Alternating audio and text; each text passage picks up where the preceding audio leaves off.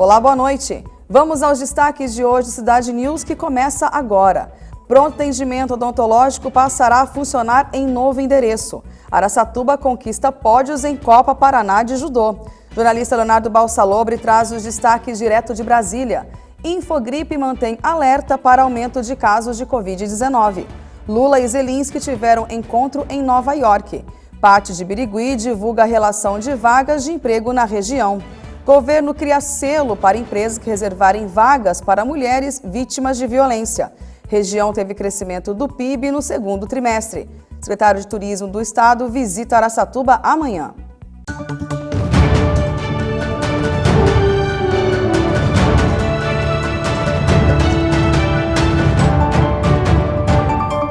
E a Prefeitura de Araçatuba informou que a partir da próxima sexta-feira, o pronto atendimento odontológico passará a funcionar na sede do Pronto Socorro Municipal na rua Rosa Cury 50. A mudança de endereço faz parte de uma reestruturação dos serviços feita pela Secretaria Municipal de Saúde. É importante frisar que o serviço não terá interrupção. O pronto atendimento odontológico funciona de segunda a sexta-feira, das 7 às 23 horas e aos sábados e domingos, das 7 às 19 horas. A equipe da Associação de Judô Araçatuba participou no último sábado da Copa Paraná de Judô 2023, que aconteceu em Curitiba, no ginásio do Tarumã. Os lutadores conquistaram bons resultados, trazendo para casa 3 ouros, 1 prata e 3 bronzes, além de uma 5ª colocação. Esse é um dos maiores torneios de judô do Brasil. O campeonato reuniu quase 1.200 atletas de 8 estados brasileiros. A equipe araçatubense foi composta por 12 atletas que são treinados pelos técnicos Geraldo Gonçalves e Cauã Kiwada. A próxima competição será no dia 30 em Itapecerica da Serra, pelo Campeonato Paulista Sênior fase final. E depois nos Jogos Abertos do Interior de São Paulo 2023, em São José do Rio Preto, em outubro. Agora vamos a Brasília com o jornalista Leonardo Balsalobre, que traz informações sobre a leitura do relatório da CPI do MST. Boa noite, Leonardo. Oi, Dani, boa noite. O deputado federal Ricardo Salles, do PL de São Paulo, relator da CPI do MST na Câmara dos Deputados, leu seu relatório nesta quinta e pediu o indiciamento de 11 pessoas. São eles o ex-ministro do Gabinete de Segurança Institucional do presidente Lula, G. Dias, por falso testemunho durante a reunião da comissão, o líder da Frente de Luta Campo e Cidade, José Rainha, por extorsão e falso testemunho, também os integrantes do MST, Oronildo Lores Costa, Lucinéia Durans, Paulo César Souza, Diego Dutra Borges, Juliana Lopes, Sirlene Barros e o Elton Souza Pires, por vários crimes, dentre eles associação criminosa, crimes eleitorais e tortura.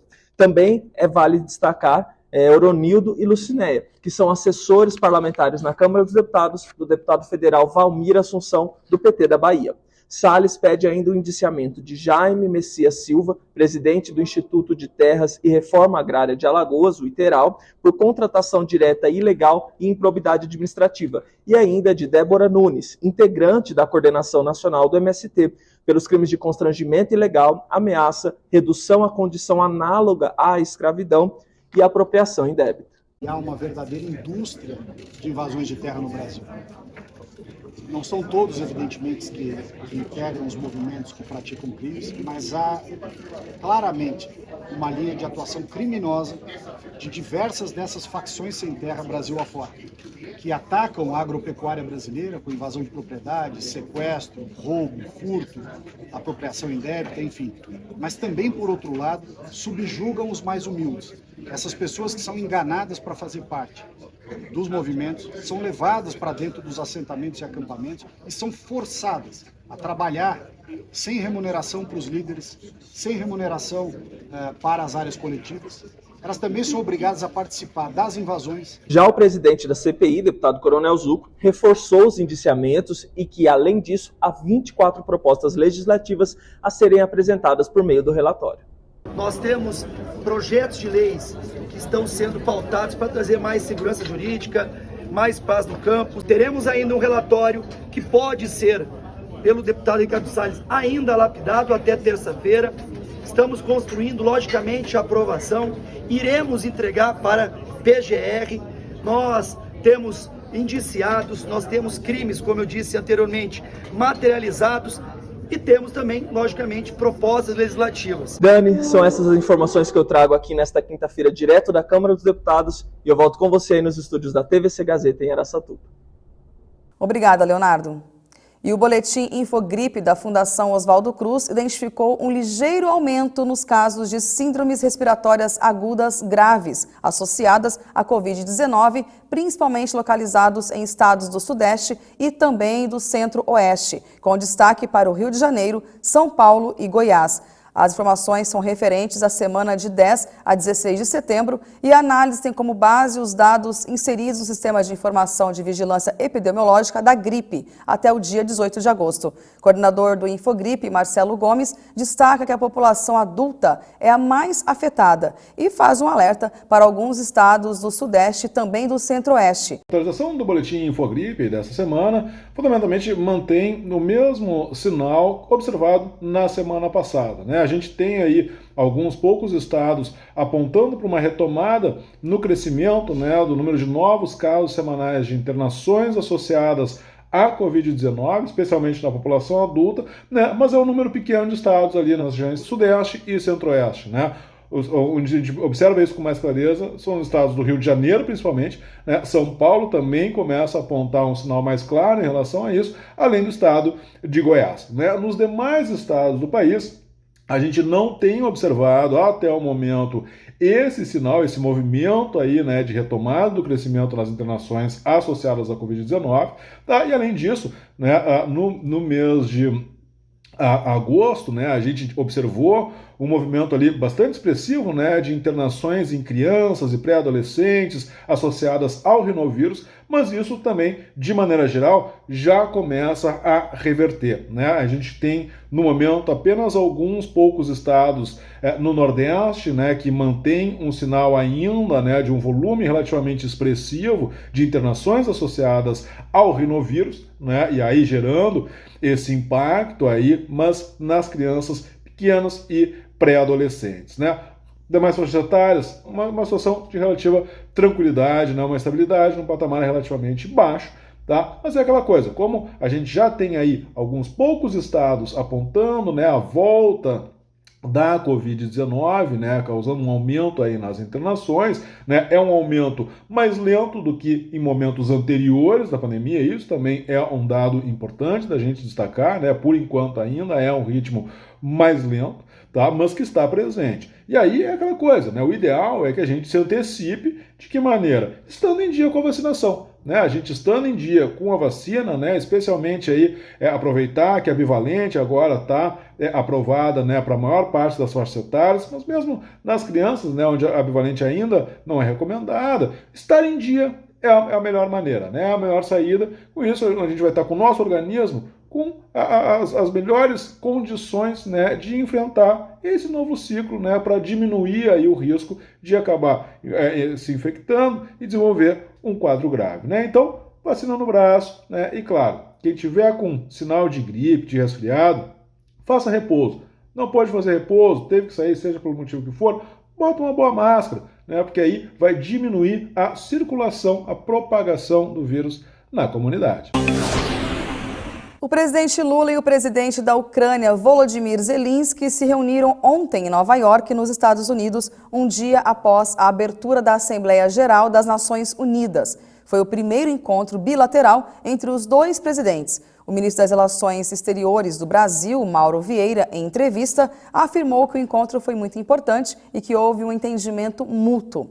Ambos os presidentes deram instruções aos seus ministros de Relações Exteriores para continuar trabalhando em temas bilaterais e multilaterais e também continuar discutindo a questão da paz. De acordo com o chanceler, Lula informou a Zelensky que o assessor internacional para assuntos internacionais do governo brasileiro, Celso Amorim, será o representante do país nas reuniões do processo de Copenhague, iniciativa que envolve outros países na discussão das possibilidades de paz entre Rússia e Ucrânia. Ainda segundo o ministro, a grande preocupação do presidente Lula foi no sentido de buscar a paz para acabar com o sofrimento, mortes e destruição, que evidentemente chocam toda a humanidade. O posto de atendimento ao trabalhador de Birigui divulgou ontem nova relação com 36 vagas de emprego para 8 funções diferentes. As vagas são para setores como auxiliar de produção na avicultura e postura, mecânico de tratores e retireiro de leite, com oportunidades em Birigui, Buritama e Glicério.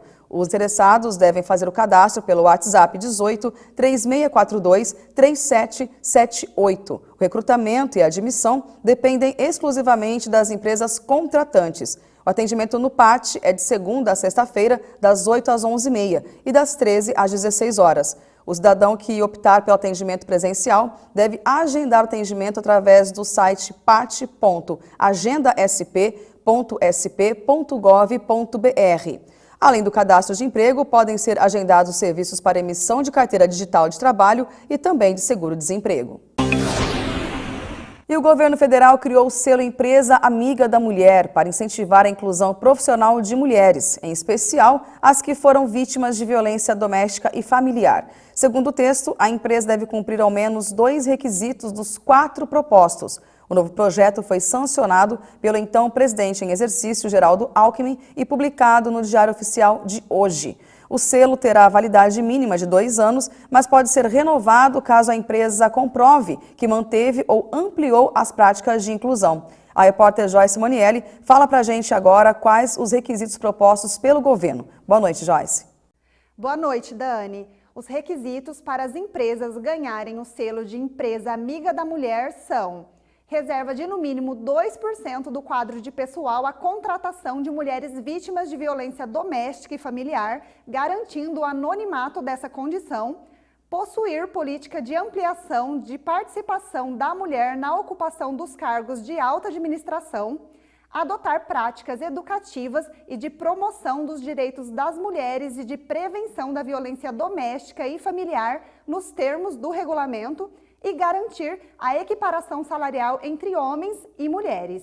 A lei também especifica que cargos da alta administração são as vagas de administradora, diretora e membro do Conselho de Administração, do Conselho Fiscal ou do Comitê de Auditoria. O selo vai ser considerado na avaliação da empresa em caso de participação em uma licitação ou contratos administrativos públicos. Obrigada, Joyce. Em sua mais recente publicação, a Fundação SEAD destacou o crescimento de 1,4% da região administrativa de Araçatuba no segundo trimestre deste ano, em comparação com os primeiros 3 meses do ano.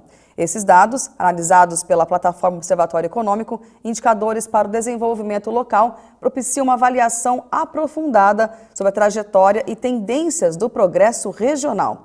Esse resultado é interessante quando comparado ao crescimento do estado de São Paulo no mesmo período, que foi de 0,7%. Neste específico comparativo trimestral, os 43 municípios da Alta Noroeste se destacaram, superando até mesmo a média estadual. E de acordo com o economista, a narrativa econômica regional no segundo trimestre de 2023 é complexa. A região, embora exponha um crescimento, ainda se mantém em ritmo mais cauteloso comparado a seus vizinhos. Dessa forma, o cenário atual realça a importância de políticas de estímulo, planejamento estratégico e parcerias interregionais para garantir um futuro próspero e equilibrado para a Alta Noroeste. O secretário de Turismo e Viagens do Estado de São Paulo, Roberto de Lucena, estará em Araçatuba amanhã com o projeto do governo de São Paulo, Gabinete 3D, para apresentar as iniciativas da pasta e realizar atendimento presencial a prefeitos, secretários municipais de turismo, interlocutores regionais, vereadores e trade turístico. A ação será realizada paralelamente ao principal programa de valorização da gastronomia do Estado, o Sabor de São Paulo, que está em sua 4ª edição. O Gabinete 3D foi criado pelo governo estadual para auxiliar na definição de políticas públicas, cuja principal ação é a atuação presencial dos secretários estaduais nos municípios e discutir também ações regionalizadas para impulsionar as potencialidades locais. O nome remete aos 3 Ds que reagem à gestão: diálogo, dignidade e desenvolvimento. O evento será aberto à imprensa e o secretário estará disponível para entrevistas a partir das 10 da manhã no auditório da Secretaria Municipal de Educação, Edifício Cirã.